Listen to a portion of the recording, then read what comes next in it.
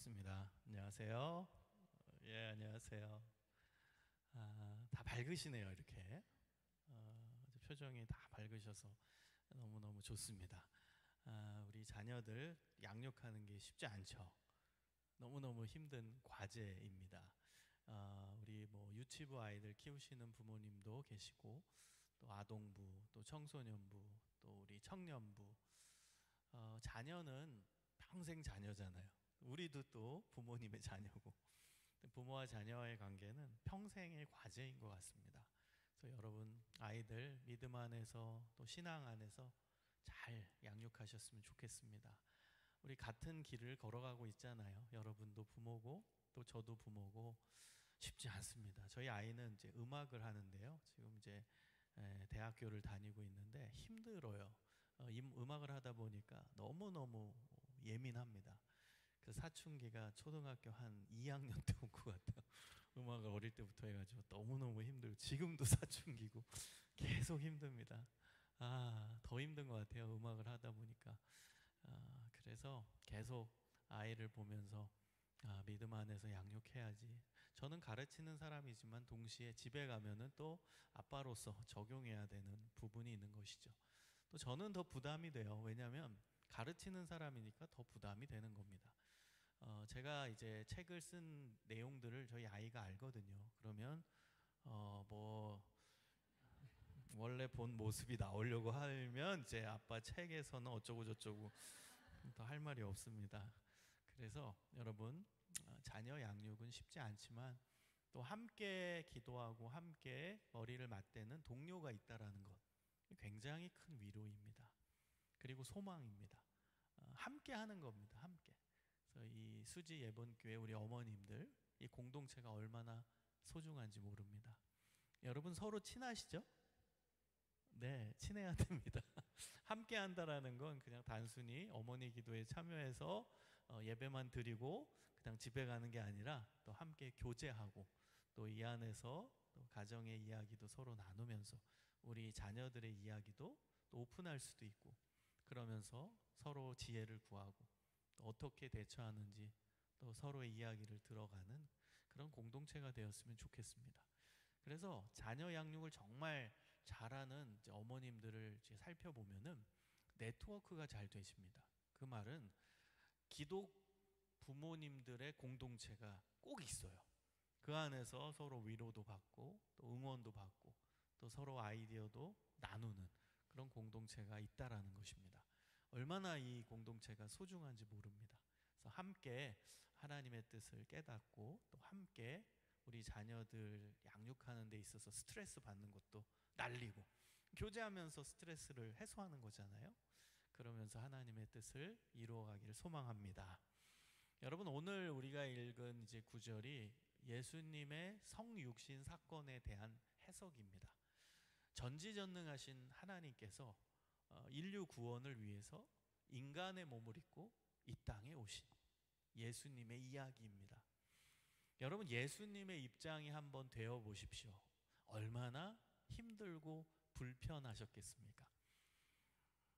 제한이 없으신 하나님이 제한된 인간의 몸을 입고 이 땅에 온다. 여러분 그 자체가 고난이죠. 그리고 예수님은 이 땅에 인간의 몸을 입고 모든 인류를 품기 위해 인간의 눈높이를 맞추기 위해 이 땅에 오신 것입니다. 자, 그런데요, 여러분 모든 인간의 눈높이를 맞추기 위해서는요, 인간들 중에 가장 낮고 연약한 눈높이를 맞춰야 되는 거예요. 그것이 그 당시엔 종이었습니다. 종. 지금은 종이 없는 시대죠. 그러나 성경 시대 때는 종이 있었어요. 주인과 종. 모든 인간 공동체의 눈높이를 예수님 맞추기 위해서 특별히 어디에 포커스를 맞췄냐? 인간들 중에 가장 낮고 연약한 존재들. 그 당시 종이었습니다. 그 종의 눈높이를 맞춰서 종의 모습을 갖고 이 땅에 오신 것입니다. 여러분 예를 들어서 여기가 이제 고등학교 1학년 한 반이라고 가정해 봅시다. 제가 고등학교 1학년 담임 선생님이에요. 그럼 제가 우리 반 학생들 전체 눈높이를 맞추기 위해서는 이 반에서 공부 잘하고 모범생이고 한 번도 말썽 안 피고 집안 배경 좋은 아이들의 눈높이를 맞춰야 될까요? 그럼 다 맞출 수 있는 걸까요? 아닙니다. 우리 반에서 가장 힘들고 어려운 배경에 있는 학생, 공부 잘 안 하고 내 말 안 듣는 학생, 그 낮고 연약한 학생들의 눈높이를 맞출 때 우리 반 전체를 품는 좋은 교사가 되는 거예요. 그러니까 예수님이 종의 모습으로 오셨다라는 건 종만 사랑해서 그런 게 아닙니다. 모든 인류 공동체의 눈높이를 맞추기 위해서 중심되는 포커스를 가장 낮고 연약한 그 종의 눈높이에 맞추신 거예요. 그럼으로써 모든 인간을 품으신 겁니다. 여러분, 예수님께서 왜 우리의 눈높이를 이렇게 맞추셨습니까? 우리를 구원하시기 위해, 영혼 구원을 위해. 여러분, 그 내용이 오늘 빌립보서 2장 6절에서 8절의 내용인 거예요. 여러분, 우리가 자녀들을 양육한다라고 했을 때요, 항상 기억해야 되는 전제 첫 번째는 내 자녀가 아니라 하나님이 나에게 맡겨주셨다. 여러분, 내 자녀다, 내 소유다 이런 인식이 들면 사람은 욕심이 들어요. 그 안에서 갈등도 있고 그 안에서 잘못된 교육이 나오는 거예요. 욕심이 들면요, 내가 원하는 대로 얘가 움직이길 원하게 돼요. 욕심이 들어가잖아요. 그러면 심지어는요, 제가 실제 본 부모님 중에 한 분의 이야기인데, 자기가 이루지 못한 꿈을 자녀에게 주입합니다. 그래서 이 자녀는 너무 힘들어서 저에게 오랫동안 상담을 받은 자녀가 있어요. 여러분, 내 거라는 인식이 있으면 잘못된 교육이 나옵니다. 그래서 하나님이 나에게 맡겨주셨다라는 이 정확한 믿음이죠. 이거 하나님 나에게 맡겨주셨다. 여러분, 이것을 이제 기독교 용어로 바꾸면 청지기 의식입니다. 청지기.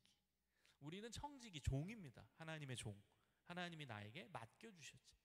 내가 쓰고 있는 옷, 입고 있는 옷, 내가 쓰고 있는 뭐 모든 것, 먹는 음식, 심지어 내 재능, 건강, 물질, 모든 게 하나님이 나에게 맡겨주셨다. 이게 청지기 의식이에요. 우리 자녀조차도 하나님이 나에게 맡겨주셨다. 그렇기 때문에 하나님에게 속해 있는 존재가 우리 자녀예요. 그래서 저는 이런 기도를 많이 드립니다. 하나님, 저는 너무너무 부족합니다. 하나님께서 제 딸을 맡겨주셨지만 저는 너무 부족한 부모입니다. 제게 아니라 하나님의 것입니다. 하나님이 책임져 주세요. 저는 그런 기도를 자주 드려요. 하나님이 책임져 주셔야 돼요, 우리 자녀.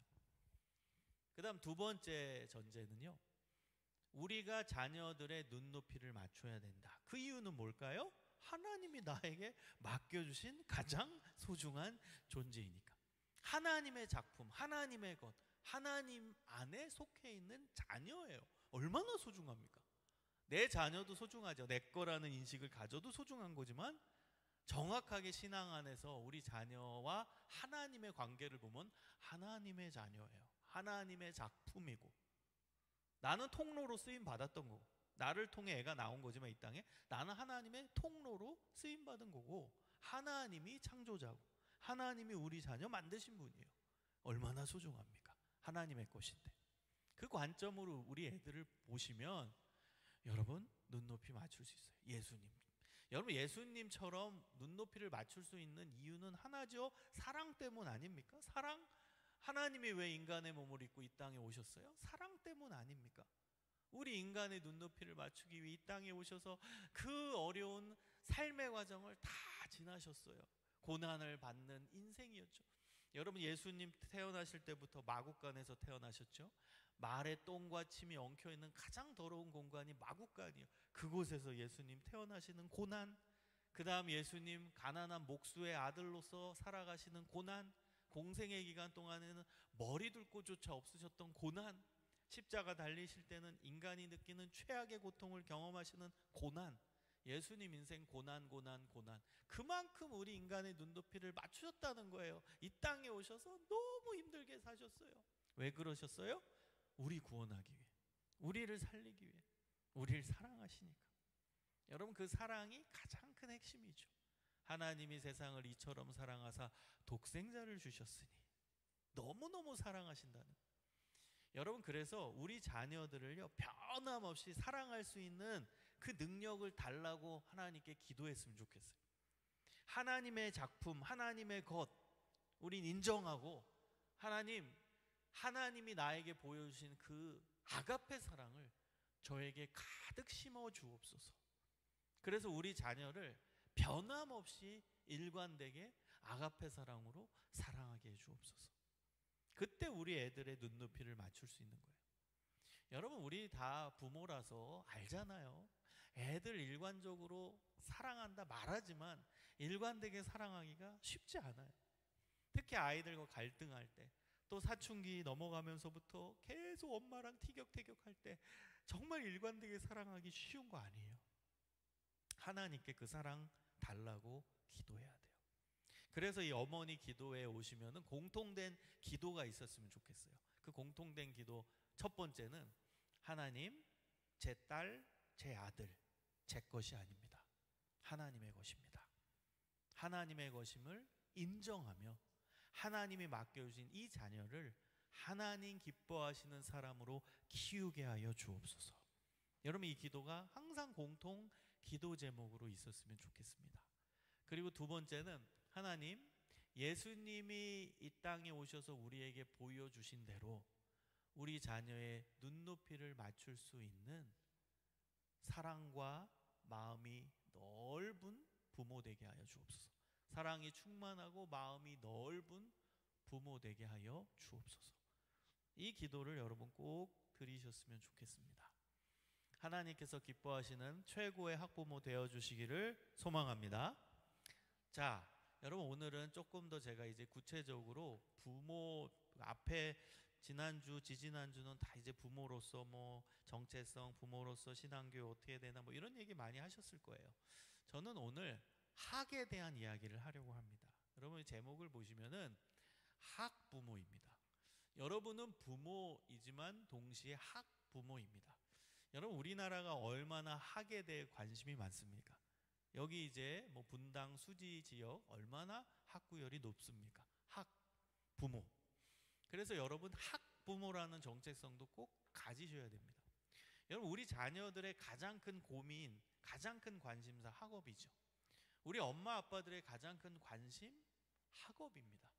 그래서 저는 이제 요즘에 이제 교회들 다니면서 많이 하고 있는 이제 무브먼트 면서 교육은 바로 학부모 교육입니다. 제가 학부모 교육 앞장서서 막 외치고 있고 더 이제 크게 하려고 해요. 이걸 무브먼트처럼 하려고 해요. 기존에 이제 교회들이 부모 교육은 있는데 학부모 교육이 없습니다. 학을 건드려야 돼요. 아이들이 학에 대해서 너무 힘들어하는데, 그 다음 골치 아파하고 엄마 아빠도 제일 큰 관심사이자 걱정이 학인데, 그 부분에 대한 정리가 저는 필요하다라고 봅니다. 실제 우리 목사님, 전도사님들도 가장 골치 아픈 게 이 학 때문이에요. 왜요? 당장 주일에 애들이 교회 안 와요. 왜 안 오냐? 그러면 학원 간다, 공부하러 간다요. 그래서 어찌 보면 공부와 신앙이 대척점에 있는 것처럼 보여져요. 공부와 신앙이 반대로 보여져요. 그래서 학원이냐 교회냐, 공부냐 신앙이냐, 이게 이분법적인 시각이 있거든요. 그렇지 않아요. 같이 갈 수 있다라는 거예요. 그걸 제가 주장하고 다니고 또 그것을 강의하고 있습니다. 그래서 여러분, 오늘은 좀 내가 학부모라는 사실을 좀 깨닫고 그 부분에 대해서 우리 자녀들과의 관계에서 어떤 교육과 양육이 필요한가, 그 부분을 깊이 있게 생각해 봤으면 좋겠습니다. 여러분, 요즘 우리나라 이제 교육을 보면은 유치원 들어갈 때부터 학이 시작되는 거예요. 여기 유치원 아이들 키우는 부모님, 어머니도 계시죠? 그때부터 학이 시작돼요. 여러분, 여기 분당도 있어요. 제가 확인했는데 뭐 영어 유치원, 토론 유치원. 와, 유치원 애들부터 벌써 영어 배우고 막 토론하고 학에 대한 관심이 얼마나 큽니까? 초등학교 들어가도 이 학원 저 학원 막 너무너무 힘들어하는 아이들의 모습을 봅니다. 제가 초등학교 1, 2학년 수련회를 이번 1월달, 올해 1월달에 한번 인도해 봤어요. 너무 재밌었어요. 저는 모든 연령대 수련회가 가능한 사람이거든요. 그래서 초등학교 1, 2학년 노년부까지예요. 제가 초등학교 1, 2학년 연합수련회 인도해 봤는데 너무 재밌었어요. 재밌으면서도 아이들 용어로 웃픈 시간이었어요. 웃으면서 슬픈 시간. 초등학교 1, 2학년 수련회를 인도하는데 주제가 실패였거든요. 실패. 제가 이제 설교를 하고 있는데 맨 뒤에 어떤 1학년 아이가 딱 일어나는 거예요. 그리고 뭐라고 한 줄 아세요? 목사님, 사는 게 힘들어요. 초등학교 1학년이. 그래가지고 야, 너 뭐가 그렇게 힘들어? 그랬더니 영어가 힘들어요 이러는 거예요. 영어를 배우나 봐요. 영어가 힘들어요. 그랬더니 옆에 있던 애가 벌떡 일어나더니 내가 더 힘들어 이러는 거예요. 와, 저는 그때 정말 충격이었습니다. 애들이 이렇게 힘들구나. 초등학교 1학년인데. 초등학교 1학년도 학업 때문에 힘들어 하더라고요. 뭐 학원 다녀야 돼, 뭐 영어 공부, 뭐 조기 교육 시작했지. 근데 지금 따라가긴 힘들지. 너무너무 힘들어 하더라고요. 여러분, 이 학업 때문에 애들이 초등학교 1학년도 힘들대요. 2학년, 3학년, 4학년, 5학년, 6학년, 중학교, 고등학교 막 너무 정신없죠. 대학생은 안 그래요? 대학생도 뭐 이제는 대학원은 거의 뭐 필수같이 가는 시대가 돼버려서 또 학업이냐 취업이냐, 근데 뭐 취업 안 되면 또 공부해야지, 대학원 또 가고. 너무너무 힘든 상황입니다. 그래서 우리 부모님들, 특히 어머님들이 이 학업에 대한 좀 전문성을 가져야 돼요. 이 공부를 뭐 열심히 하라는 의미가 아니라 학업에 대한 전체적인 그런 내용, 그 다음에 학업과 신앙의 관계, 그리고 하나님은 신앙 안에서 학업을 어떻게 하라는지 그 성경 안에서의 내용, 이런 내용들 구체적으로 여러분 알고 있어야 된다고 생각을 합니다. 자, 요 표는 제가 많은 기독 가정을 이제 좀 조사를 해봤어요. 상담도 하고 또 인터뷰도 해봤는데, 우리 기독 부모님들은 요 4가지 유형 안에 들어가더라는 거예요. 제가 이거를 한번 논문 발표도 했고요, 책도 썼는데요. 한 4가지 유형으로 나눠질 수 있더라고요. 여러분, 학업에 대한 강조와 신앙에 대한 강조, 이 2가지 축을 가지고선 이야기를 해보는 겁니다. 자, 학업에 대한 강조가 적고 신앙에 대한 강조가 적은 유형, 이 유형이 신앙 형식 유형입니다. 여러분, 이 유형이 있어요. 어느 집에 이 부분이 나타나냐면 경제적으로 너무 힘들어요. 그래서 엄마 아빠 다 경제활동을 하시느라 가정에 신경 쓸 수가 없는 집안이 있습니다. 엄마 아빠 다 아침 일찍 나가서 일터에 나가시는 거예요. 일하느라 바빠요. 밤늦게 들어와요. 그러니까 아이들을 신경 쓸 여력이 없는 집안이 있습니다. 그 집안에서 나타나는 유형이 신앙 형식 유형이에요. 신앙도 아이가 알아서 해야 돼요. 학업도 알아서 해야 돼요. 그게 신앙 형식 유형입니다. 자, 2번째는 학업에 대한 강조는 적고 신앙에 대한 강조는 많은 유형. 이 유형이 신앙 보호 유형입니다. 아주 기독교적인 보수 집안에서 나타나는 유형이죠. 학업 중요하지 않다. 하나님만 잘 믿으면 된다. 교회만 잘 다니면 된다. 주중에도 새벽기도 가라. 교회 있습니다. 아주 보수적인 신앙의 가정 안에서 나타나는 유형, 이게 신앙 보호 유형입니다. 자, 그리고 3번째는 학업에 대한 강조는 많고 신앙에 대한 강조는 적은 유형입니다. 이게 신앙 도구 유형입니다. 저는 우리 크리스찬 부모들 중에 신앙 도구 유형 안에 들어가 있는 부모님들이 안타깝지만 제일 많다고 생각해요. 제가 안타깝다라고 표현한 이유는 이게 답이 아니란 뜻이겠죠. 신앙 도구 유형은 변질된 신앙입니다. 사실 건강하지 않은 신앙입니다. 신앙이 도구가 됐어요. 그럼 목적이 뭘까요? 학업입니다. 신앙이 도구예요. 그 다음에 학업이 목적입니다. 뭔가 이상하죠? 이 뒤바뀐 거예요. 원래 신앙이 목적이고 학업이 도구여야 되는데 신앙이 도구고 학업이 목적이 돼버린 거예요. 여러분, 수지 예봉교회 우리 신실한 어머님들은 정말 이해가 안 되시겠지만 제가 예전에 사역했던 교회에서 실제 경험한 일입니다.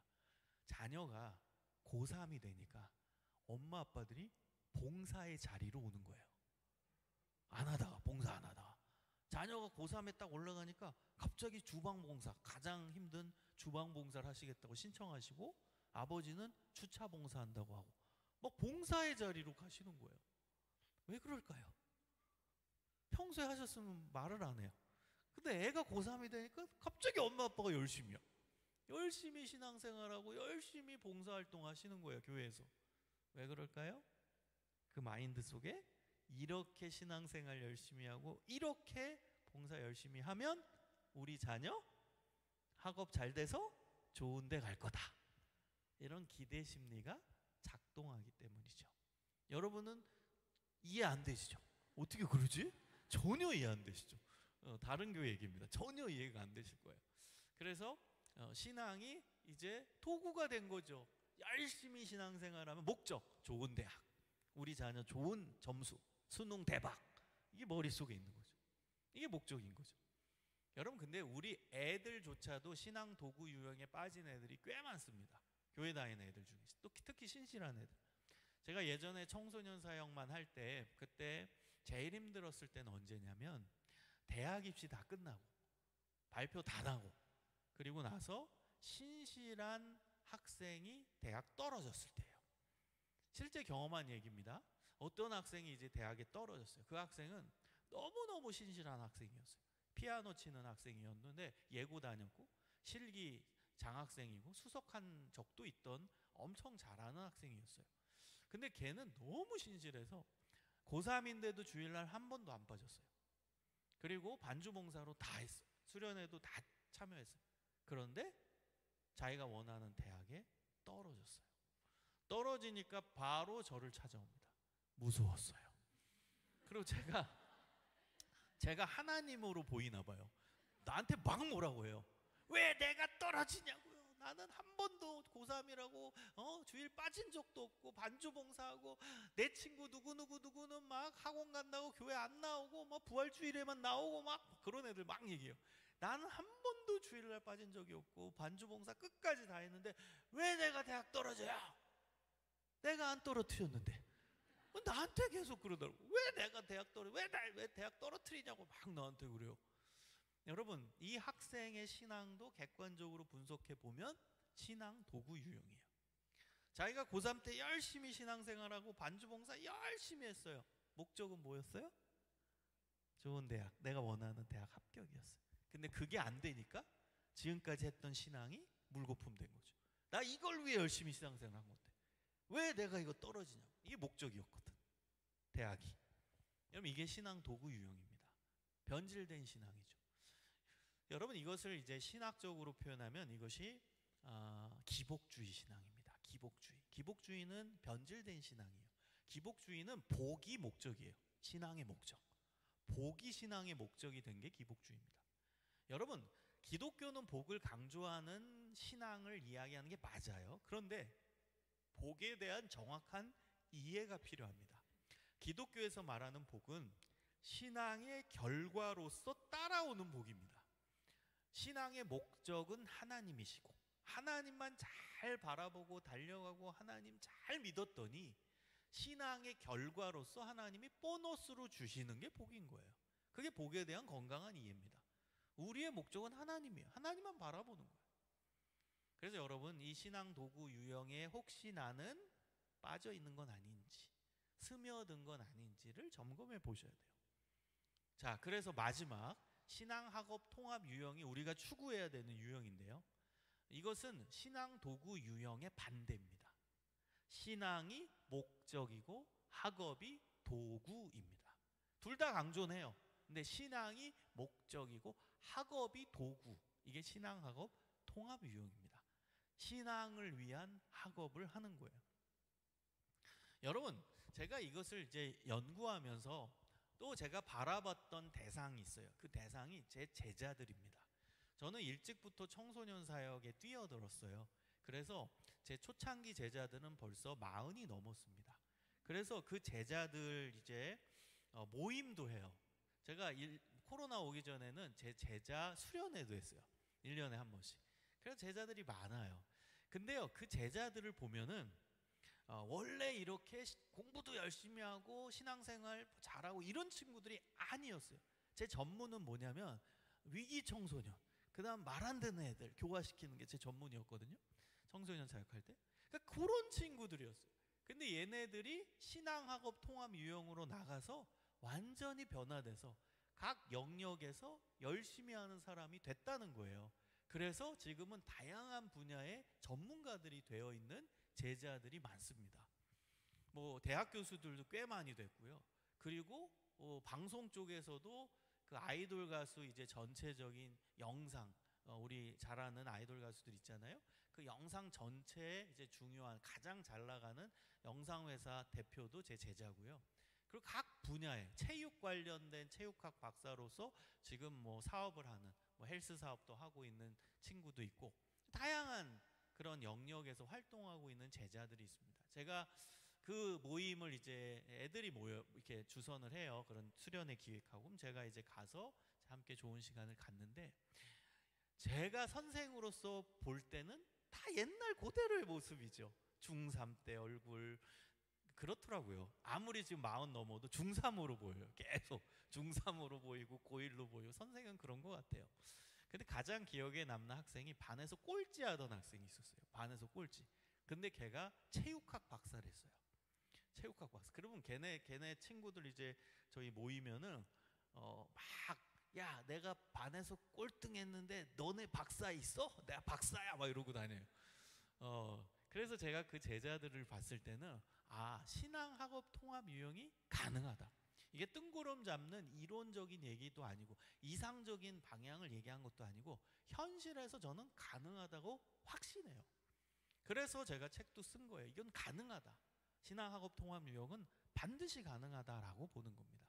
그래서 저는 제 노하우를 조금 알려드리려고 해요. 여러분은 가정 안에서 요런 이제 단계로서 요런 내용을 갖고 여러분이 적용을 하시라는 뜻으로 제가 어떻게 아이들을 신앙학업 통합 유형으로 이끄는지 그 과정을 좀 설명을 해볼게요. 저는 뭐 1년, 뭐 2년, 3년 뭐 이런 사역 가운데서의 교육에서도 이런 방향으로 가고요. 단기간의 수련회에서도 이런 방향으로 진행을 합니다. 가장 쉽게 설명할 수 있는 게 수련회니까 집약적으로 할 수 있는 수련회 하나 이야기를 해보면서 어떤 단계의 흐름으로 아이들이 변화되는지를 한번 알려드릴게요. 수련회 이제 아이들이 옵니다. 뭐 초등학교 수련회건 중고등학교 수련회도 오면 제가 이제 주최하는 수련회에서는 뭐 비전, 뭐 사명, 뭐 이런 주제로 합니다. 그러면 아이들한테 현실을 자각하게 하는 그런 1단계 교육을 시작을 해요. 현실을 자각하게 하는 건 뭐냐면은 애들한테 너네가 왜 공부하는지에 대해서 질문을 계속 던집니다. 근원적 질문이죠. 아이들이 하루에 제일 많이 쓰는 시간이 공부인데 왜 공부하고 있는지 생각하고 공부하는 애들이 별로 없어요.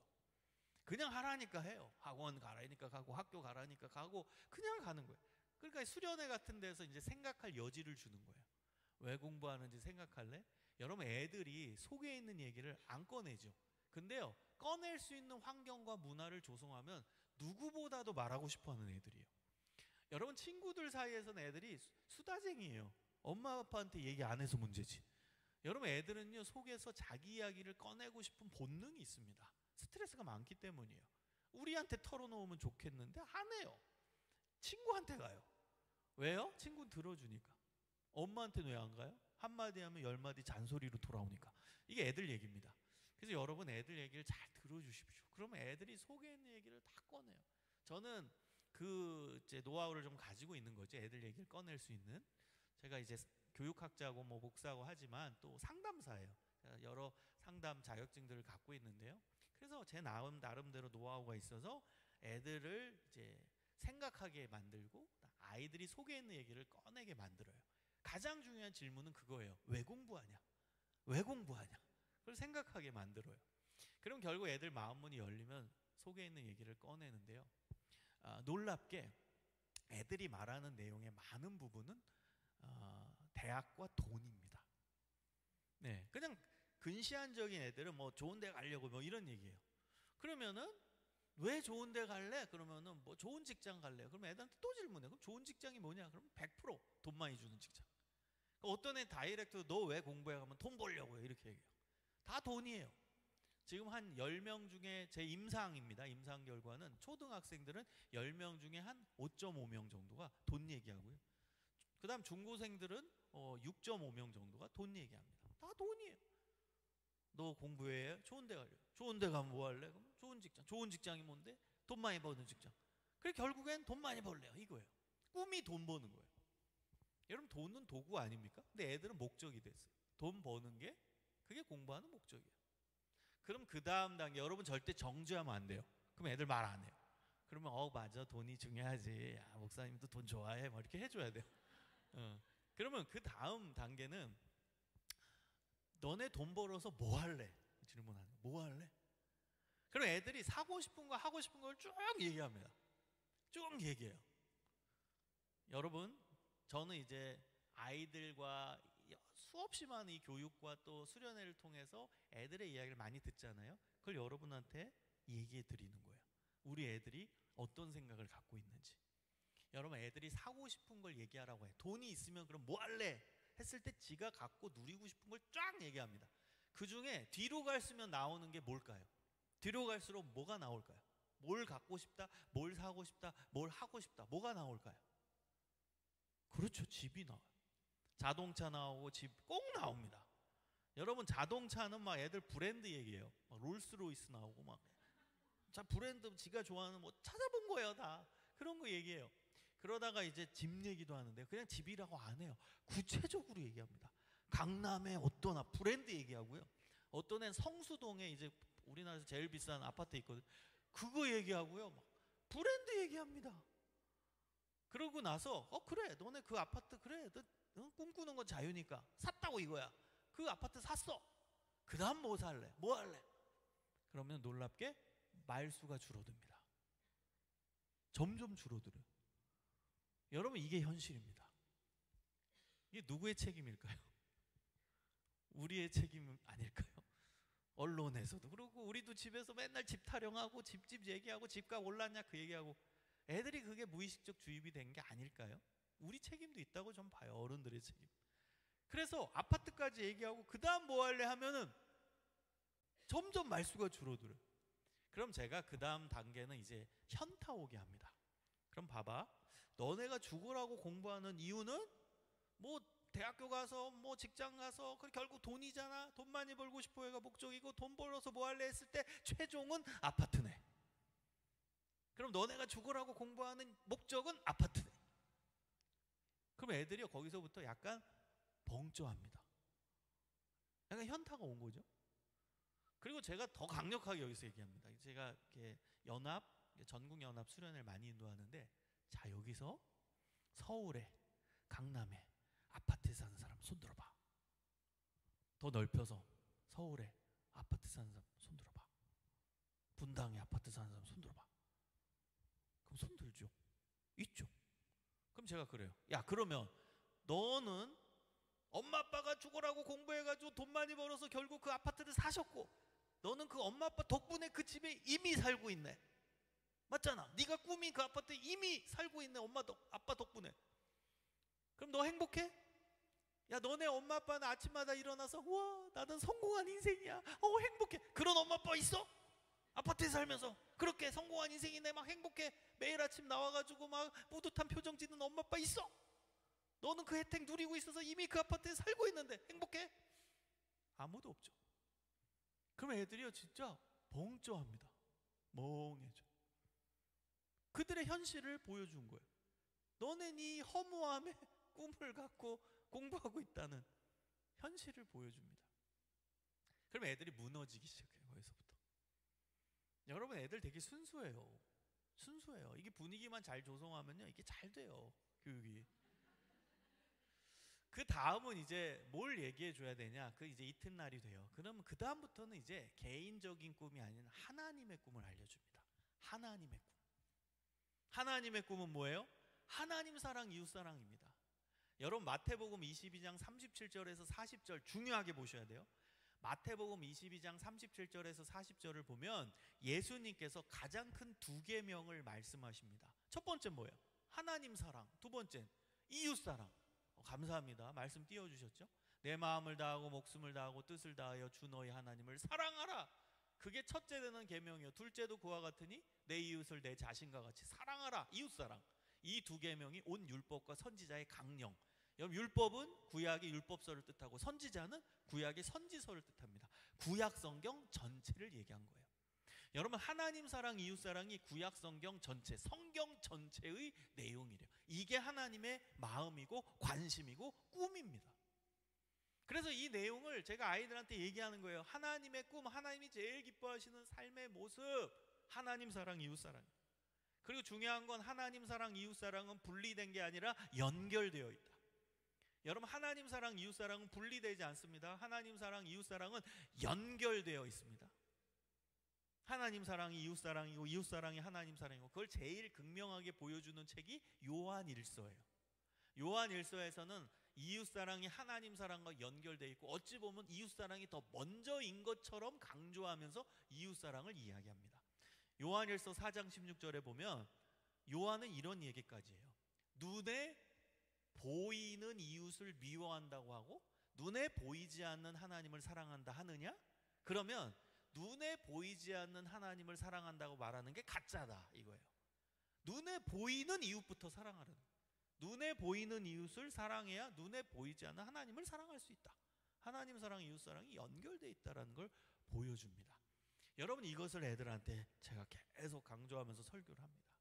그럼 변화되기 시작해요. 그게 주입이 되는 거죠. 하나님 사랑, 이웃 사랑.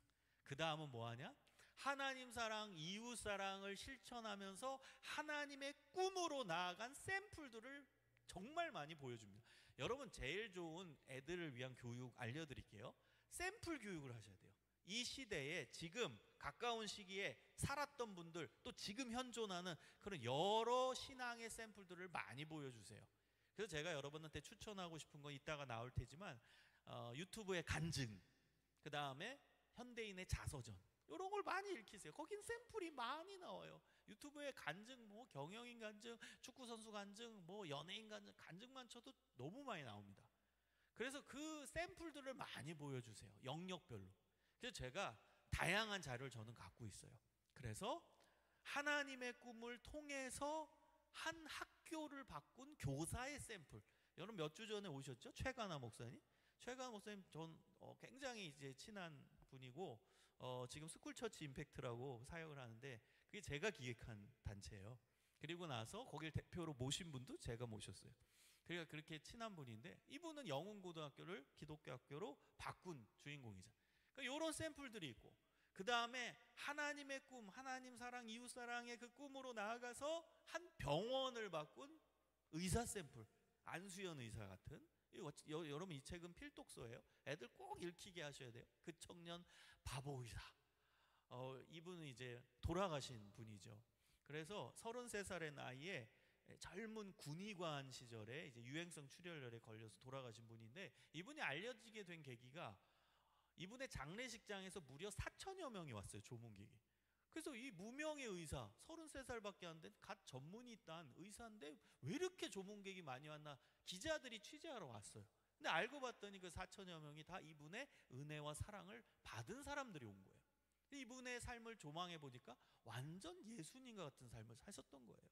의사인데 막 환자들 위로하고, 그 다음에 보호자들 위로하고, 맨날 신앙서적, 찬양 테이프 선물 주고, 그 다음에 두 손 잡고 항상 기도하는 의사였고, 심지어는 환자가 퇴원하면 신방까지 갔던 의사. 여러분 이런 의사 봤어요? 환자가 퇴원하는데 잘 있는지 신방 가는 의사. 예수님의 사역을 사셨다고요. 그거를 이 은혜 받은 사람들이 이분이 돌아가셨다는 소식을 듣고 몰려온 거예요.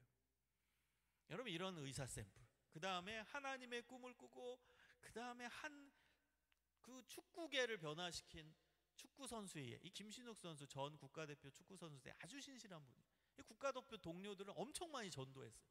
그러면서 예배 모임을 인도하는, 매주 예배 모임, 축구 선수들이 이제 시합 전에 모이잖아요. 모여가지고 훈련 받을 때 매일 밤 모아서 국가대표 동료들과 함께 예배를 인도하는 그 중심에 선 축구 선수. 이런 샘플들이 많아요. 더 넓게는 하나님의 꿈을 꾸고 한 국가를 변화시킨 정치가의 조금 멀리 간 사람이지만 윌버포스 같은 그런 정치가. 그 다음에 하나님의 꿈을 꾸고선 세계를 변화시킨 마틴 루터 킹 목사님 같은 세상을 변화시킨 이런 여러 샘플들을 제가 소개를 합니다. 리얼하게 영상도 보여주고 PPT도 보여주고 얘기하면 애들이 거기서 어마어마한 도전을 받아요. 그러면 아이들이 나도 하나님의 꿈을 꿔야지. 그럼 그 다음 날입니다. 이 세 번째 날, 수련의 마지막 날에는 이 부분에 대해서 다시 한번 주입하고 그 다음 결단하는 시간을 가져요. 그러면 애들이 나도 하나님의 꿈을 이렇게 꾸겠습니다. 제가 무엇이 돼서 교수가 돼서 의사가 돼서 연예인이 돼서 하나님 사랑, 이웃 사랑을 이렇게 구체적으로 실천하겠습니다. 막 결단해요. 그리고 선서하고 결단기도 하고, 그리고 수련회를 마칩니다. 그럼 얘네들이 어디로 직행할까요? 독서실로 직행합니다. 공부하러 가요.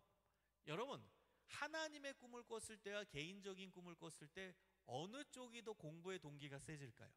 잘 생각해 보세요. 개인적인 꿈을 꿨을 때 첫날에 애들이 나 공부 열심히 해서 돈 많이 벌래요, 이게 꿈이었어요. 그럼 공부를 좀 덜 해가지고 돈을 조금 벌었어요. 그러면 자기가 좀 불편하게 사는 정도예요. 맞죠? 돈이 좀 적으면 불편한 거예요. 그럼 불편하게 사는 정도예요. 근데 하나님의 꿈을 꾼 아이가 공부를 좀 덜 해서 그 꿈을 이루지 못하면 내가 한 학교를 변화시킬 수 있는 기회를 놓쳤다. 한 병원을 바꿀 수 있는 기회를 놓쳤다. 한 나라를 바꿀 수 있는 기회를 놓쳤다. 세상을 바꿀 수 있는 기회를 놓쳤다라고 순수한 우리 애들은 그렇게 바라봐요. 그럼 여러분, 어느 쪽에 더 공부의 동기가 셀까요? 하나님의 꿈을 꿀 때죠. 내가 한 학교를 바꿔야 되는데, 내가 한 병원을 바꿀 의사가 돼야 되는데, 한 회사를 바꿀 대표가 돼야 되는데, 내가 한 국가를 바꿀 정치인이 돼야 되는데, 이렇게 생각하는 거예요. 그러니까 이거 하나님의 꿈 내가 반드시 이루어야 돼. 공부의 동기가 엄청 세지는 거예요. 그 공부한다는 거예요. 그래서 여러분, 신앙학업 통합 유형, 이거는 뚱구름 잡는 얘기가 아닙니다. 저는 이게 가능하다고 확신하고 그 결과물들이 제 제자들인 거예요. 그래서 변화된 거예요. 여기까지 온 겁니다. 그래서 사회 각 영역에서 지금 열심히 활동하는 사람들로 세워졌다는 거예요. 요즘에는 그 제자들이랑 모이면 무슨 얘기하는 줄 아세요? 학교 만들자 그래요. 학교. 왜냐면 각 영역의 전문가들이 이제 다 있으니까 우리 학교 만듭시다, 막 그런 구상까지 지금 하고 있습니다. 그래서 여러분, 우리 자녀들도 가능해요. 신앙학업 통합 유형으로 갈 수 있어요. 순서는 뒤바뀌면 안 돼요. 순서. 학업이 더 목적이 돼버리면 안 돼요. 신앙이죠. 하나님 안에서 하나님의 꿈을 찾고 그리고 나아가는 거죠. 그러면 그게 동기가 돼서 열심히 공부할 수 있게 된다라는 것입니다. 자, 다시 PPT 보여주세요. 자, 넘어갈게요. 그래서 보시면은 여러분, 요 이제 단어들을 좀 정리할 필요가 있습니다. 소명, 비전, 사명, 꿈, 직업. 여러분, 우리 자녀들에게 제일 먼저 필요한 건 소명입니다. 소명은 부를소의 목숨명입니다. 목숨을 살리기 위한 부르심입니다. 여러분, 하나님께서 여러분 한 분 한 분을 예수 그리스도 피로 사신 걸 믿으시죠? 이게 소명입니다. 부를소의 목숨명, 목숨을 살리기 위한 하나님의 부르심. 너 죄 가운데 있지 마, 이제 나와. 예수님의 복음의 빛으로 들어가. 이제 죄 가운데 있으면 너 죽어, 나와. 불러내는 거예요. 그게 소명이에요. 부를소의 목숨명. 그래서 여러분이 그 소명에 응답한 사람들이잖아요. 그러니까 여러분, 우리 자녀들이 예수님을 만나야 돼요. 소명에 응답하는 존재가 돼야 돼요. 그래야 그 안에 비전 사명 얘기할 수 있지, 하나님을 만나지 못하고 내가 하나님의 자녀라는 확신이 없는 상태에서 비전 사명을 얘기할 수는 없습니다. 그래서 가장 우선은 소명이에요. 예수로 인해 모든 죄의 문제가 해결되고 구원받고 하나님의 자녀가 됐다라는 확신을 갖는 게 가장 중요합니다. 우리 자녀가 그 확신을 가져야 되는 거예요. 이게 소명이에요. 그 안으로 들어가면 이제 비전인데요. 비전은 뭐냐? 보는 겁니다. 보는 거. 이 라틴어의 보다란 뜻이거든요. 여러분이 비전을 다른 말로 바꾸면 목적입니다. 목적. 예를 들어 수지 예본교회의 비전은 뭐냐? 그러면 다른 말로 하면 비전 보다라고 했잖아요. 수지 예본교회는 뭘 바라보고 갈 거냐, 이런 뜻이에요. 그 말은 수지 예본교회가 이 땅에 존재하는 목적이 뭐냐 이거예요. 그 비전은 목적입니다. 목적. 여러분, 성경에서 나오는 삶의 목적은 아까 얘기한 하나님 사랑, 이웃 사랑이에요. 이게 하나님이 우리에게 보여주신 삶의 목적입니다. 여러분 포함이에요. 애들만 해당 아니에요. 여러분도 포함이에요. 하나님 사랑, 이웃 사랑 실천하는 게 그게 삶의 목적이에요. 그게 비전입니다. 자, 그 안으로 들어가면 사명이라는 단어가 나오는데요. 사명은 현재 플러스 미래. 현재에도 사명이 있는 거고 미래에도 사명이 있는 거죠. 여러분, 사명은 뭐냐면 비전의 구체화입니다. 그래서 좀 더 풀어서 설명하면 하나님 사랑, 이웃 사랑이라는 비전을, 이게 비전이라고 했잖아요. 하나님 사랑, 이웃 사랑이라는 비전을 내 삶 속에서 이루는 삶의 모습, 삶의 과제, 이게 사명이에요. 하나님 사랑, 이웃 사랑이라는 비전을 내 삶에서 이루는 삶의 모습, 삶의 과제, 이게 현재에도 있고 미래에도 있죠. 여러분, 이 사명은 현재 플러스 미래인데 미래의 사명을 저는 그 안에 있는 꿈이라는 용어에 담았습니다. 미래의 사명. 꿈은 아직 이루어지지 않았잖아요. 그래서 미래의 하나님 사랑, 이웃 사랑이라는 비전을 내 삶 속에서 이루는 삶의 모습, 삶의 과제, 이게 꿈입니다. 그래서 사명이 더 큰 범위고요. 이 사명은 현재 플러스 미래고, 그 미래에 해당하는 용어가 꿈이라는 거예요. 미래의 사명. 그리고 그 안쪽에 들어가면 직업이 있잖아요. 직업은 꿈을 이루기 위한 도구, 사명을 이루기 위한 도구, 비전을 이루기 위한 도구입니다. 도구. 여러분, 밖에서 이제 진로 코칭하는 것들을 보면은 최종이 직업입니다. 그런데 우린 아니에요. 우린 직업이 도구예요. 이 도구가 돼서 목적인 꿈을 어떻게 이룰 거냐, 사명을 어떻게 이룰 거냐, 비전을 어떻게 이룰 거냐, 이게 중요한 거예요. 내가 교사가 돼서 그 다음 하나님 사랑, 이웃 사랑을 구체적으로 어떻게 실천할 건데, 내가 의사가 돼서, 간호사가 돼서 하나님 사랑, 이웃 사랑을 내 삶 속에서 어떻게 구현할 건데, 이게 더 중요한 거예요. 직업이 마무리가 아니고 끝이 아니고. 여러분, 이 내용을 좀 숙지하고 우리 자녀들, 여러분 진로에 대한 이야기들을 집에서 끊임없이 해야 됩니다. 하나님의 꿈에 대한 이야기, 직업에 대한 이야기, 진로에 대한 이야기를 하셔야 그게 학부모로서의 역할이고 중요한 또 책임이라는 것입니다. 여러분, 그래서 제가 하나님의 꿈으로 나아가기 위한 자녀의 이제 직업 찾기에 대한 이야기를 한 5시간 할 텐데요. 자, 이거 한 5시간 얘기해야 되는데요. 목사님 한 조금만 더 써도 되나요? 시간? 네네네, 조금만 더 쓸게요. 자, 보시면은 왜 직업이 또 중요하냐? 도구지만 중요해요. 자, 보세요. 우리 자녀가 지금 학창 시절에는 공부가 도구죠. 학업이 도구라고 했어요. 신앙이 목적이고. 그럼 이제 얘네들이 대학을 갔어요. 그럼 대학이 도구죠. 여전히 신앙은 목적이죠. 근데 대학을 졸업했어요. 그럼 직업을 갖겠죠. 그럼 직업이 도구죠. 여전히 신앙이 목적이죠. 하나님의 꿈. 그래서 직업이 결국 끝에 남는 도구예요. 여러분, 지금 학업은 도구지만 지금은 그냥 과정으로서 필요한 거잖아요. 학업이 끝이 아니잖아요. 도구로서 끝이 아니에요. 학업이 끝이 아니고 학업이 대학으로 연결되고 대학이 직업으로 연결되니까 결국 도구, 끝까지 남는 도구는 직업입니다. 그 도구가 돼서 그 직업을 갖고 이제 하나님의 꿈이라는 목적으로 가는 거죠. 그래서 직업이 중요합니다. 결국 도구로 마지막에 남는 건 직업이에요. 직업. 학업은 그 도구, 지금은 학생 시절의 도구지만 그게 결국엔 직업으로 연결되니까. 자, 그래서 여러분, 자녀의 직업 찾기에 대한 제가 좀 팁을 좀 드리고자 합니다. 자, 첫 번째는 특기와 취미를 연결지어라입니다. 특기와 취미. 여러분, 특기는 뭐예요? 잘하는 거죠. 취미는 좋아하는 거죠. 그거를 조화시키는 게 굉장히 필요합니다. 여러분, 하버드 가더너의 다중지능 이론은 들어보셨을 겁니다. 하버드 대학교의 교육학과 교수인데, 이 사람은 우리 뇌 속에 여러 가지 이 지능의 영역이 있다. 그 지능에서 재능이 나온다라고 얘기합니다. 이분이 얘기하는 이제 정설로 받아들이는 8가지 지능은 다음과 같아요. 공간 지능은 미술이에요. 미술. 공간 안에 사물을 배치하는 능력이에요. 언어 지능은 말하고 듣고 읽고 쓰기의 능력입니다. 수리 논리 지능은 수학의 연산 규칙을 파악하는 능력입니다. 2, 4, 6, 8, 10 이씩 증가한 거, 이게 수리 논리 지능이에요. 자연 친화 지능은 자연을 사랑하고 자연을 이제 전문적으로 케어할 수 있는 능력. 그러니까 동식물 여러분 잘 키우는 분 있죠? 그런 분들이 자연 친화 지능이 높은 거예요. 자, 인간 친화 지능은 사람을 좋아하고 사람 관계가 잘 되고 구역장, 뭐 회장 이런 거 하고 싶어 하시는 분, 장하고 싶어 하시는 분, 이게 인간 친화 지능이 높은 거예요. 맞나 봐요. 웃으시는 거 봤을 때 여기 많으신 것 같아요. 자, 그다음 자기 성찰 지능은요, 자기 자신을 돌아보고 자기 자신을 반성할 수 있는 능력이에요. 여러분, 이 중에 많으실 것 같은데요. 혹시 오늘 이제 예배 마치고 이제 친한 분들끼리 이제 차 마시면서 이제 수다 떨고 하셨어요. 근데 이제 집에 가서 저녁 때 생각을 곱씹으면서 하는 거예요. 아, 내가 왜 그 말 왜 했지? 아, 그분 상처받았을 것 같아. 아, 괜히 얘기했어. 아, 여러분, 이런 게 자기 성찰 지능이에요. 네, 여기 많으시네요. 착한 분들이 그런 분들이 많아요. 계속 실수 안 하려고, 내가 뭘 잘못했지? 아, 잘못한 거. 아, 그 말 왜 했지? 이게 자기 성찰 지능입니다. 그래서 자기 성찰 재능이 높으신 분들이 이 공부, 일 이런 거 잘하세요. 꼼꼼해요. 실수 안 하려고 해서 완벽주의적 성향이 많아요. 자기 성찰 지능.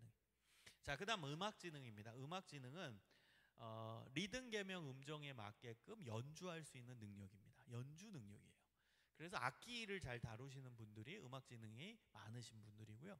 신체운동지능은 유연성, 지구력 요게 해당됩니다. 그래서 여기 유연하신 분들 또 오래 뭐 달리고 운동하실 수 있는 분들이 신체운동지능이 높으신 분들이에요. 자, 여러분 중요한 게 이 8가지 지능이 우리 안에 우리 자녀 안에 다 있다는 거예요. 여러분 제가 제일 마음 아픈 건 뭐냐면 아이들이랑 대화할 때 너 재능이 뭐야? 라고 물어보면 없다라고 얘기해요. 그게 제일 마음이 아파요. 이게 우리 나라가 지금 학교 현장이 비교평가의 문화이기 때문에 재능도 비교하는 거예요. 나는 피아노 좀 친다고 생각했는데 얘가 더 잘 쳐. 그럼 난 피아노 재능 없다라고 얘기해요. 그게 우리 아이들의 안타까운 현재 모습입니다. 그래서 이걸 체크할 때는요, 옆에랑 비교하는 게 아니에요. 이 8가지가 내 안에 다 있고 그 중에서 많이 나오는 것을 체크하는 거예요. 여러분 안에 다 있습니다. 여러분 여기서 8가지 재능 없는 분 아무도 없어요. 볼까요? 제가 도화지 드리고 세모 하나 그리라고 하면 다 그릴 수 있죠. 공간지능 있는 거예요. 자, 여러분 다 말하시죠? 언어지능 있어요. 2, 4, 6, 8 다 맞추죠? 수리논리지능. 여러분 아무리 동물 싫어하셔도 가끔 막 리트리버 막 귀여운 영상 뜨면 보잖아요. 가끔은. 그게 이제 자연 친화질이 높은 거고, 아무리 친구가 없어도 한 명은 있죠. 인간 친화지능이고요. 아무리 성찰 안 해도 송구영신 예배 때 회개기도 하시죠. 자기 성찰 지능이 있는 거예요. 자, 도레도레 치실 수 있죠. 도레도레 음악지능이고, 그 다음에 100m 달리기 1분 안에 들어가실 수 있죠. 그 신체운동지능이 있는 거예요. 다 있어요, 여러분. 없는 사람 아무도 없어요. 이 중에서 내 안에서 많이 발현되는 3가지를 찾는 거예요. 이게 EBS에서 이제 한국형 다중지능 이론을 연구했는데 너무 좋은 연구였어요. 그래서 많은 샘플들을 조사한 결과 이 8가지 중에 상위 3가지에 맞아떨어지는 직업을 택할 때 그 사람은 성공한다. 이게 이제 뭐 그 세상적 용어니까 성공이, 거기는 뭐 EBS 방송이니까. 그러면서 그 대대적 연구를 한 적이 있어요. 저는 동의합니다. 그리고 굉장히 좋은 연구라고 생각을 해요. 이 8가지 중에 여러분도 먼저 체크하고 우리 자녀도 체크하게 하는 거예요. 상위 3가지를 찾고 그거와 맞아떨어지는 직업군을 택하는 거예요. 직업군입니다. 하나의 직업은 위험해요. 고정되기 때문에. 직업 분야, 직업군으로 얘기해야 돼요. 여러분 의사와 의료 분야는 달라요. 의료 분야는 거기에 의사, 간호사, 임상병리사, 물리치료사, 뭐 영양사도 다 들어가요. 넓혀야 돼요. 그래야 안전해요. 하나로 규정되는 건 위험하다는 걸 아셔야 돼요. 자, 시간 관계상 저만 볼게요. 저는 이 8가지 중에 뭐가 높을 것 같아요? 맞습니다. 언어. 그 다음 인간 친화. 이렇게 잘하십니까? 그 다음에 성찰 안 해요. 자, 그 다음에 예, 여기 한 분 나오셔서 음악 재능입니다. 저 여기 다 할 수 있습니다. 저 피아노도 오래 쳤고요. 드럼도 치고요. 제가 대학 시절에 가요제 2번 수상했어요. 노래도 잘합니다. 못 보여드려서 죄송합니다. 자, 또 이 3가지가 그렇게 되는데요. 제가 직업이 뭐 교수면서 상담사면서 또 뭐 여러 가지 있지만 목사로 해봅시다. 목사예요. 그러면 목사님, 언어지능 중요해요? 중요하죠. 뭐 설교문 쓰고 계속 설교해야 되죠. 자, 인간 친화지능 중요해요? 그렇죠. 목사님의 주 업무는 상담 신방입니다. 음악지능 중요해요? 찬양 관련된 사역 많이 하죠. 그래서 저는 이 상위 3가지가 목사라는 직업군에 딱 맞아 떨어지는 거예요. 그래서 전 재밌게 할 수 있는 겁니다. 즐겁게 할 수 있고 또 역량이 드러나는 거죠. 그래서 여러분도 여러분 자녀들과 오늘 해보세요. 근데 중요한 팁을 드립니다. 자녀와 함께 모였을 때 여러분이 주도해서 너 재능은 엄마가 생각하기에 이거인 것 같아 라고 하면 안 돼요. 큰일 납니다. 아빠, 엄마, 자녀가 함께 모여서 자기 얘기하시는 거예요. 이런 겁니다. 야, 아빠는 오늘 배웠는데 아빠는 이 8가지 중에 언어, 그 다음 인간 친화, 음악 지능이 높은 것 같아. 아빠는. 그 다음 엄마 얘기해봐. 엄마는 어때? 그럼 엄마 자기 얘기하는 거예요. 나는 언어와 또 수리 논리, 인간 친화보다 난 자연 친화가 높은 것 같은데? 이렇게 얘기했어요. 그러면 애한테 야, 너는 어떻게 생각해? 그러면 자기 얘기 하겠죠. 그래서 조율해 가는 거예요. 야, 근데 엄마랑 아빠랑 공통되는 게 하나 있다? 언어가 공통이네? 그럼 너 언어지능 당연히 높지 않을까? 엄마 아빠가 다 언어 지능 높다 했는데 어떻게 생각해? 이러면서 조율해 가는 거예요. 그러면서 그 안에서 어떤 직업 분야가 맞을지를 객관적으로 찾아보는 거예요. 여러분, 제가 강조합니다. 객관적으로. 아니면 다 껴맞출 수 있어요. 예를 들어 여러분 의사 다 껴맞출 수 있습니다. 전혀 의사와 관련 없는 거 해볼까요? 언어지능, 그 다음에 뭐 해볼까? 자연친화, 음악. 의사 관련 없어요. 의사라는 이 업을 할 때 다이렉트로 필요한 걸 얘기하는 거예요. 그런데 껴맞추면 다 껴맞춰요. 자, 의사는 환자들이랑 소통이 돼야 돼. 언어지능 중요하다. 자, 그리고 의사는 이 존재를 사랑해야 돼. 자연이라는 존재 얼마나 귀하나. 사랑할 수 있는 마음이 있어야 돼.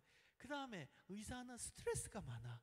그래서 음악을 잘 듣고 음악을 통해 감정이 정화돼야 돼. 다 껴맞출 수 있어요. 어떤 것도.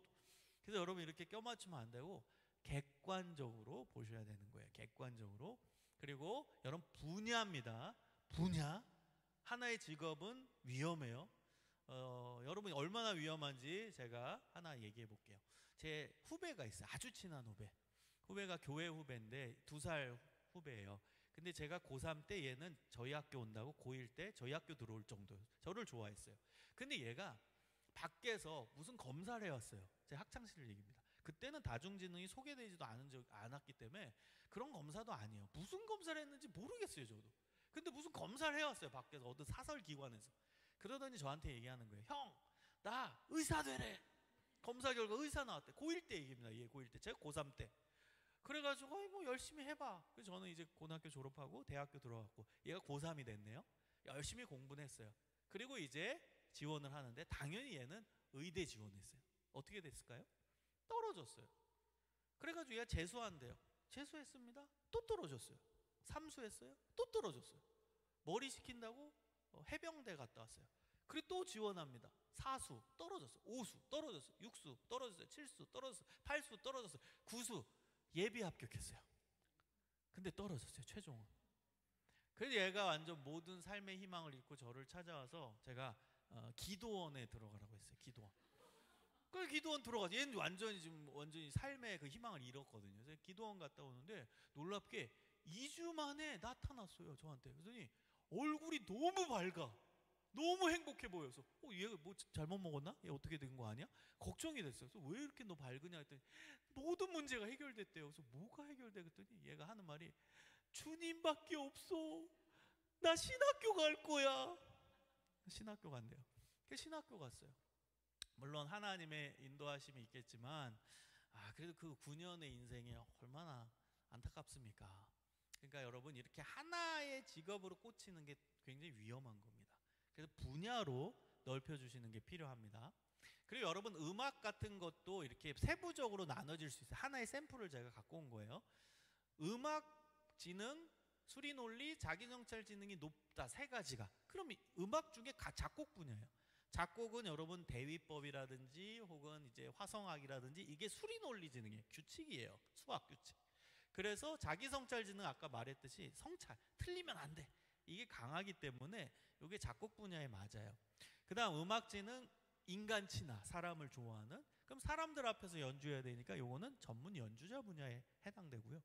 음악, 언어, 수리 논리 이거는 치료 분야입니다. 치료는 분석해야 돼요. 이게 수리 논리고 그 다음에 상담적인 게 들어가니까 언어 지능이 중요해요.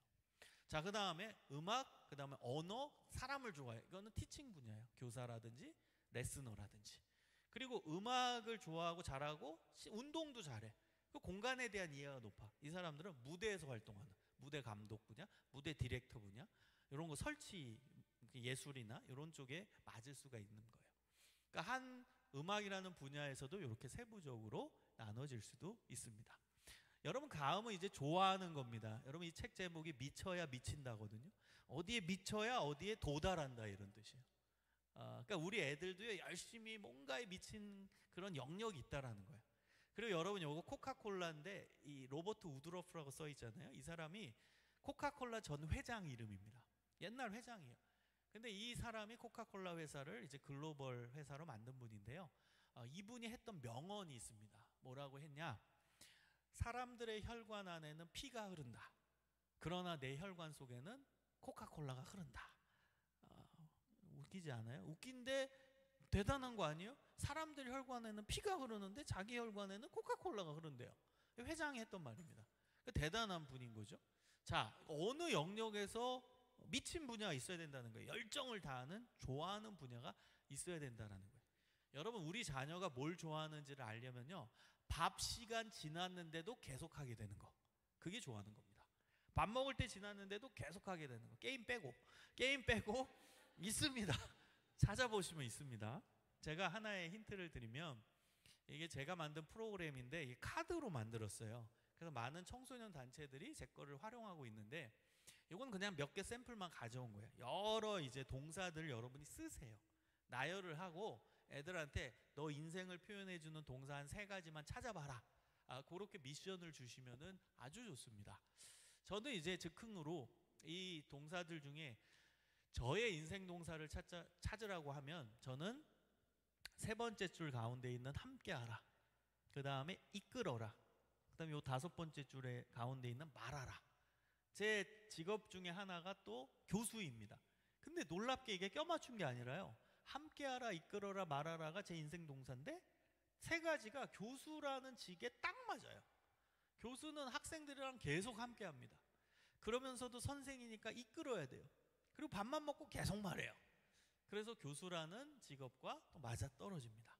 그래서 우리 애들이 좋아하는 요 동사 안에 우리 아이들의 미래가 숨겨져 있을 수 있다. 그래서 이런 부분도 좀 참고해 보시면 좋겠습니다. 자, 그 다음에 제가 3번째 얘기했죠. 좋은 모델을 찾아라. 유튜브 간증, 현대인의 자서전.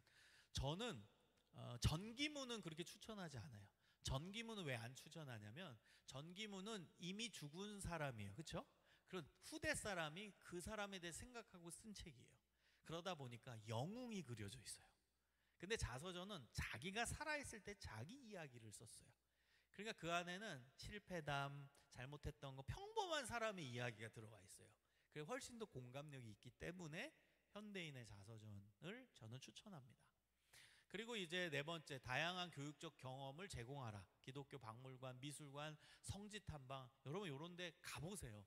여러분 가족 여행을 떠날 때도요, 그 지역에 있는 박물관을 꼭 가시고, 기왕이면 또 기독교 박물관도 좀 찾아서 가보시고 성지 탐방 해보세요. 우리나라는 전역이 성지입니다. 제가 성지순례 관련된 또 단체 이사로 있는데요, 우리나라 전체가 다 성지예요. 다. 여러분 모르시면 인터넷 검색하거나 챗GPT 검색하면 다 알려줍니다. 어느 지역에 가도 여기 기독교 성지 뭔지 알려줘. 다 알려줘요. 가보세요. 그러면 그 경험 속에서 내가 어떻게 살아야 되는지 우리 아이들이 자기 삶을 돌아보고, 그 다음에 그 과거에 살았던 사람들이 어떻게 살았는지를 보면서 내 미래를 예측하고 내 미래에 어떻게 살아야 되는지를 좀 결단하는 시간이 된다는 거예요. 자, 그 다음에 순수한 봉사를 정기적으로 해라. 여러분 봉사 중요합니다. 왜? 봉사 자체가 자신의 꿈이 될 수도 있어요. 제 제자 한 명은요, 고등학교 때 어떤 NGO 단체에서 봉사를 했어요. 근데 거기서 여기다라는 확신이 온 거예요. 그래서 대학교 사회복지학과 졸업하고 지금은 자기가 고등학교 때 봉사했던 NGO 단체 직원으로 일해요. 그러니까 이게 이제 자기 직업이 됐고 자기의 꿈이 돼버린 거죠. 그래서 순수한 봉사를 정기적으로 해라. 그 다음에 여러분 하나 빼먹었네. 가장 중요한 거 2번입니다. 2번. 내가 품어야 될 이웃을 찾아라. 여러분 하나님 꿈은, 하나님이 원하시는 꿈은 하나님 사랑, 이웃 사랑이라고 했잖아요. 그렇기 때문에요, 요게 빠졌네요. 괜찮습니다. 여기 있습니다.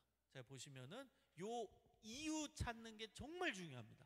이게 하나님 사랑, 이웃 사랑이 하나님의 꿈이기 때문에 여러분 이 5가지의 질문을 우리 자녀들한테 계속 던지세요. 계속. 학창시절 내내. 여러분 그냥 반복적으로 해도 돼요. 정말 지겹도록. 그럼 애들이 생각할 때가 옵니다. 계속 얘기하면. 나는 어떤 대상을 만나면 부담이 되지 않고 편안한 마음이 드나? 난 어떤 대상을 만나면 즐겁고 기쁜가? 난 어떤 대상을 만나서 대화를 나누면 잘 되는가? 난 어떤 대상과 함께하면 일이 아니라 쉼으로 느껴지는가?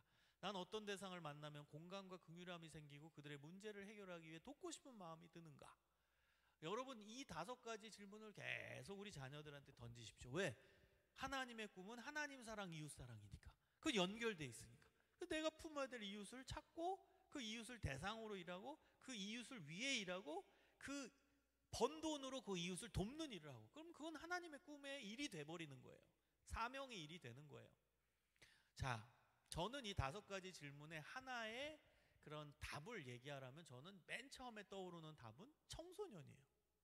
그 다음에 뭐 청년도 있고 뭐 교사도 있지만 제일 먼저 떠오르는 대상은 청소년이에요. 전 청소년 만나면 편해요. 마음이 즐거워요. 대화도 잘 돼요. 뭐 걔네들한테 물어봐야 되지만 아무튼 대화도 잘 되고요. 그 다음에 취미로 느껴져요. 전 청소년 설교 갈 때 전혀 긴장하지 않고 편하게 갑니다. 근데 우리 목사님들이 제일 힘든 설교는 청소년 설교예요. 전 반대로 청소년 설교가 제일 쉽고 편해요.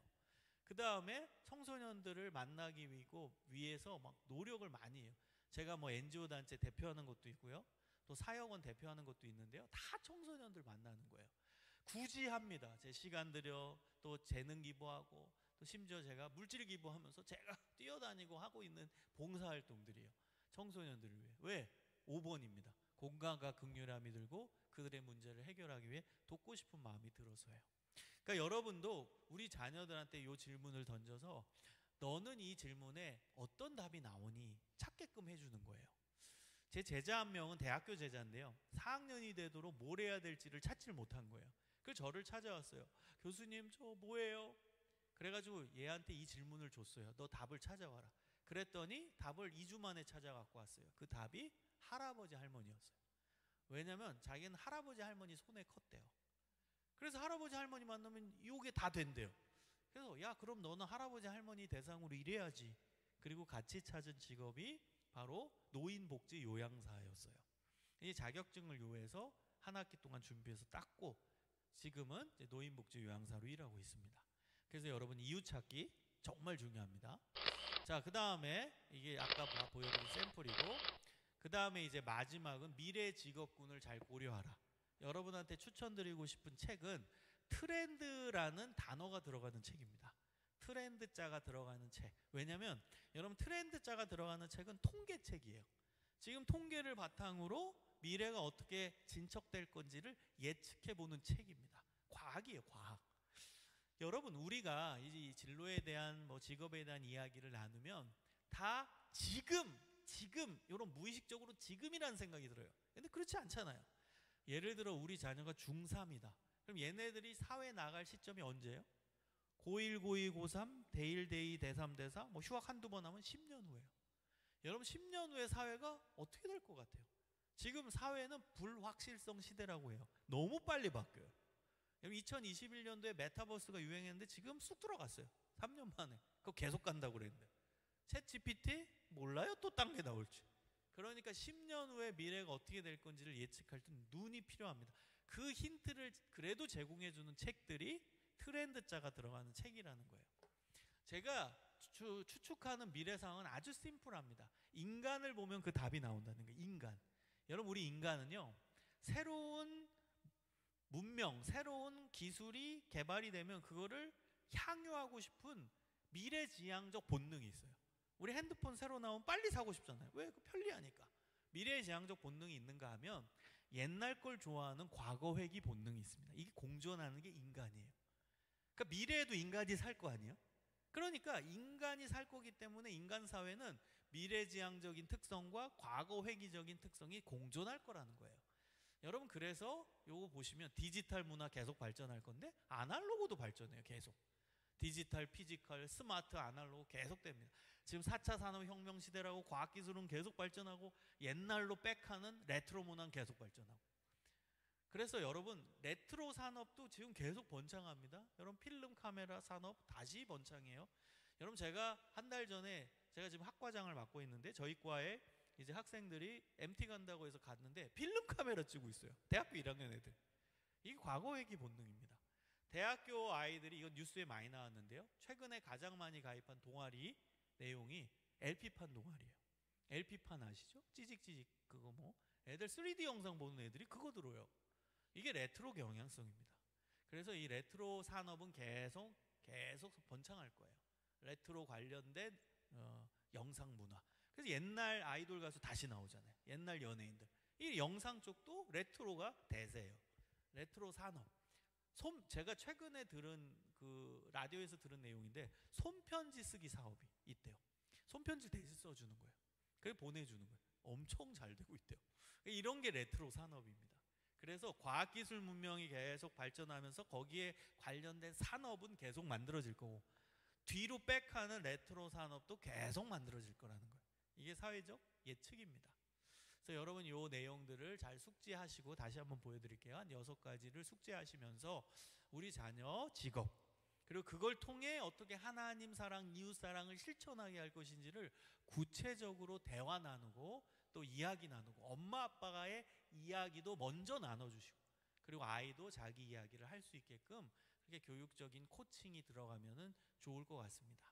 자, 마지막으로 여러분 이렇게 이제 바쁜 아이들의 현실 가운데서도 가정 예배는 계속 드리십시오. 근데 부담을 드리고 싶진 않아요, 여러분한테. 그래서 부담 없는 가정 예배를 제가 갖고 왔어요.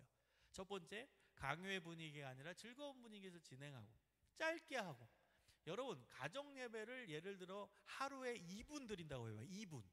근데 어떤 집은 일주일에 1시간 드려요. 뭐가 더 교육적일까요? 하루에 2분이 더 교육적이에요. 꾸준함이 교육의 특성이고 교육의 전제입니다. 그래서 매일 꾸준히 하는 게 중요해요. 예배 요소를 한 가지씩 하라. 예배 요소는 예배 순서입니다. 하나만 하면 돼요. 하나. 예배 순서 하나만 해도 예배입니다. 예배학에서 예배로 인정합니다. 예배 진행은 부모와 자녀가 돌아가면서 알아요. 부모만 진행할 필요가 없어요. 자녀도 할 수 있어요.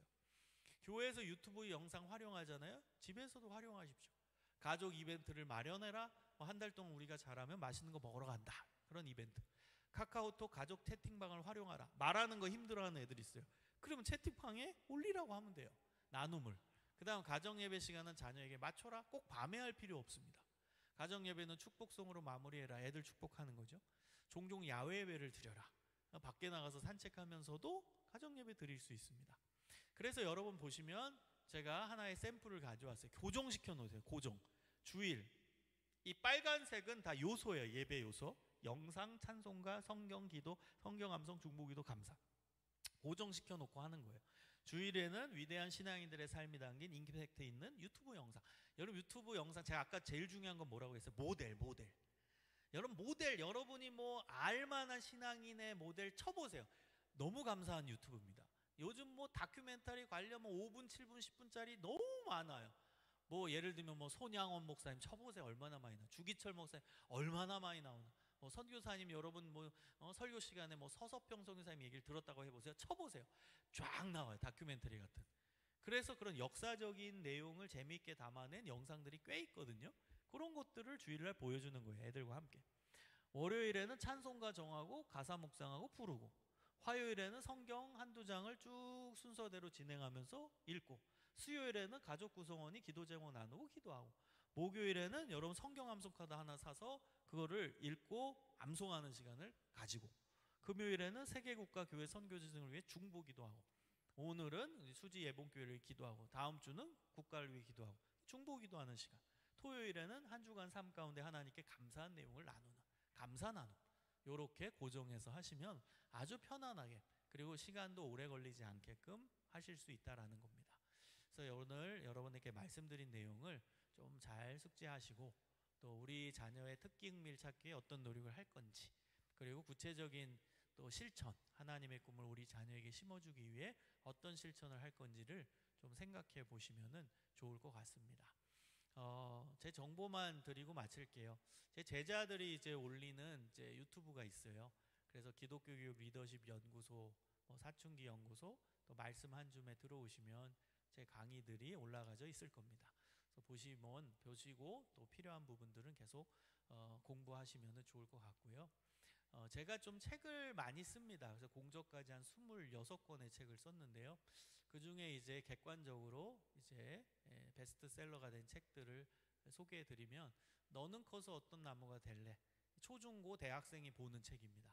그래서 우리 자녀들을 위해서 제가 쓴 책이고요. 사자가 뭔지 아세요? 사춘기 자녀 약자입니다.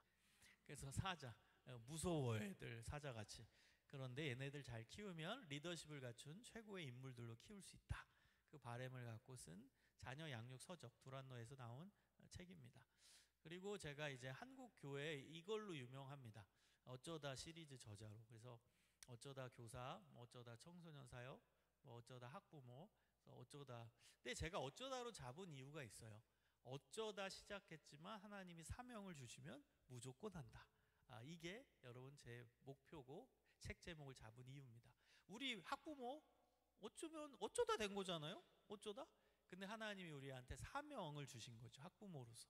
그럼 무조건 학부모, 무조건 한다. 그리고 이제 제가 기도문도 시리즈로 도란노에서 내고 있습니다. 수험생을 위한 100일 기도문, 청소년들 주제 100개 잡고 성경 구절 찾고 기도문 쓴 거고요. 그게 잘 돼서 그 다음 이제 청년들을 위한 결혼을 위한 100일 기도문, 100일 동안 진행하는 기도문 썼고요. 그 다음 최근에는 이제 온 성도들을 위한 치유를 위한 100일 기도문, 영혼 육의 건강을 위한 기도문 100일 기도문을 썼습니다. 그래서 저는 이제 현장에서 계속 책도 쓰고 활동하면서 또 하나님 기뻐하시는 사역을 감당할 테니까 여러분도 여러분의 자녀를 믿음, 소망, 사랑 안에서 잘 양육하시기를 주님의 이름으로 축원합니다. 여러분 힘내시고 응원하겠습니다. 기도하겠습니다.